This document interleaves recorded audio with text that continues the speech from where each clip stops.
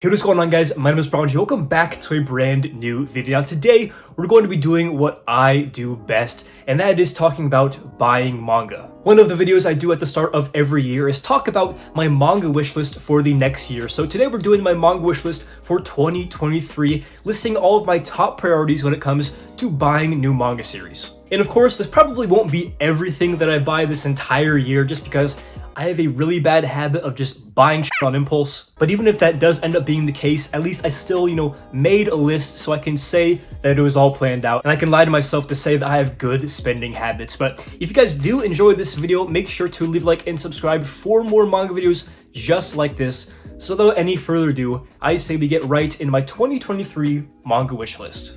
Alright, so the first manga that I want to buy in 2023 right out of the gate is Summertime Rendering. I have heard so many things about this manga. I've seen so many people picking up the volumes, showing it off in their collection, especially the beautiful udon hardcovers. I mean, besides talking about the actual manga itself, just look at these beautiful volumes, these hardcovers, the spines, the covers, all look amazing. Now, I've heard some really good things about this series. I've heard it's really crazy, but besides all that, I just kind of want to see these on my shelf. I'm sure that at least some of you guys have these hardcovers by Udon, so let me know if the quality is worth the little price upcharge compared to the paperbacks, or if I should just stick with these soft covers. Definitely let me know which route I should go. But yeah, as for the actual manga itself, I don't really know anything about it, and I kind of want to go in blind because, again, I hear it is a very crazy manga. So yeah, I'm just gonna pick up a couple of volumes probably, or maybe the entire thing, just read it, go in blind, and hopefully have an amazing time.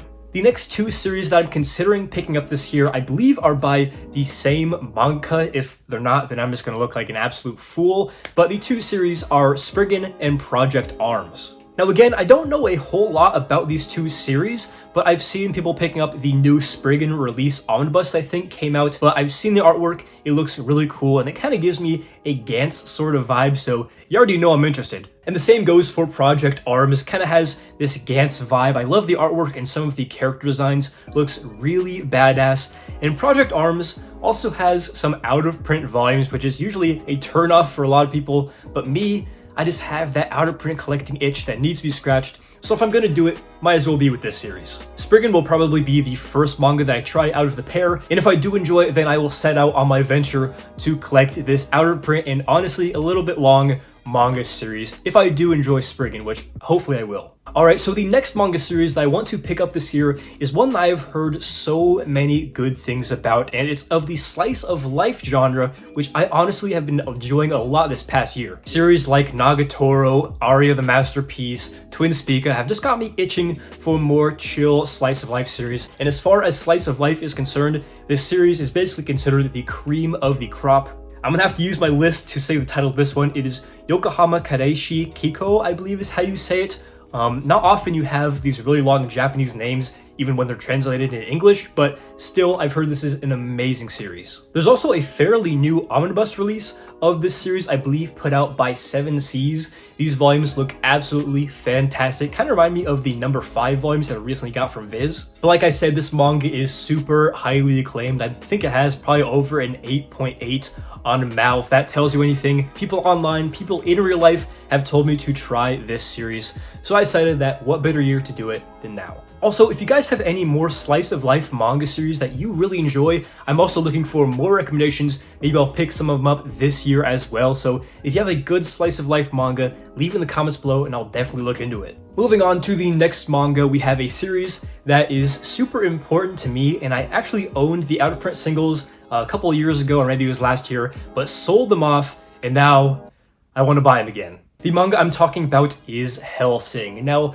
I must admit, I'm not the biggest Hellsing fan. I think I gave it like a 6 out of 10 when I did my manga review. I'll leave a card to it if you want to check that out. But if you watch that review or just know my history with Hellsing, this is one of the first manga that I ever read. I read this on my tablet in free reading time back in middle school, and back then I just thought it was so badass. And the manga is extremely badass. Love the artwork, love the characters. The story falters a little bit in the last few volumes, but again, I just want to own this volume because it means so much to me sentimentally. Even though it probably would be cheaper, I don't want to go the route of the deluxe editions, although they are very nice, that big high quality printed artwork. I just love these singles because that's what I grew up with having, And yeah, that's the way I'm gonna go. Even if I end up having to spend a little bit more dough to get them, to me personally, it's worth it. So next on the manga wish list, we don't have a specific manga title, but rather an umbrella of miscellaneous Osamu Tezuka manga. As you guys know, I've been picking up and reading a lot of Osamu Tezuka stuff recently, especially this past year, and I think a couple of his series actually fell in my top 20 or 25 manga list, so I have a lot of respect for him, love his art, love his stories, and just the classic vibe that a lot of his manga have. There are a few titles that I still want to pick up, in particular series like Alabaster. I believe it's still in print from DMP. I think I can get them on Amazon, 2 volumes long. The next one is Princess Knight, which I've heard some good things about. It's a classic from Osamu Tezuka, obviously, so I want to at least have it in my collection. I believe there's an omnibus, but I might go for these singles just because I love how they look. Also, if you guys couldn't tell or didn't know, I'm a degenerate out-of-print manga collector. It's just a disease at this point. And the last Tezuka title that I have written down on the list is A Clockwork Apple. This is, I think, a short story compilation. I watched Profitaku review it. He said it was really good. I've seen other good things about it, and you know, a shorter volume in print by Osamu Tezuka. Gotta pick this one up. I'm just picturing like 2 shelves full of Osamu Tezuka manga in my collection. It would just be a beautiful sight. Hopefully I can make that more of a reality this year if I can pick up some of these miscellaneous series.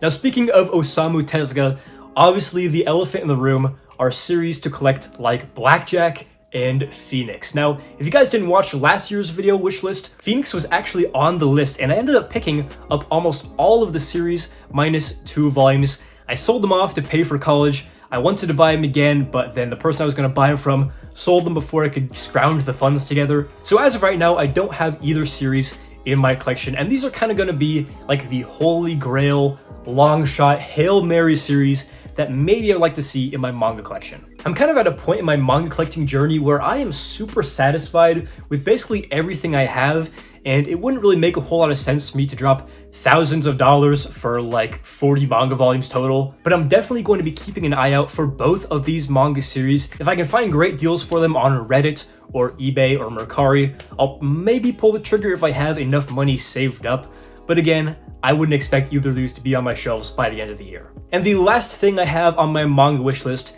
is not a full series, but just to find these missing volumes from a bunch of series in my manga collection that I already have. These series include things like Sergeant Frog, which I think I'm missing only about 5 or 6 volumes for. Some of the later ones are a little bit harder to find, so that should give me a decent challenge. Then we have the Astro Boy singles, which I recently bought a massive lot for. I think I'm missing about 6 volumes from there. I'm not sure if the ones I'm missing are too rare. I don't think so. Hopefully not, fingers crossed, but I should hopefully be able to piece together the rest of that series by the end of the year. And then we have the series that I know will cost me a pretty penny if I don't get extremely lucky. These are series like Basara, where I'm missing only 3 volumes left to have a complete set, but all these volumes are like over $100. And then series like VO Girl I, where I'm missing volume 10, which is extremely out of print, and volume 15 of Eyes by the same manga creator.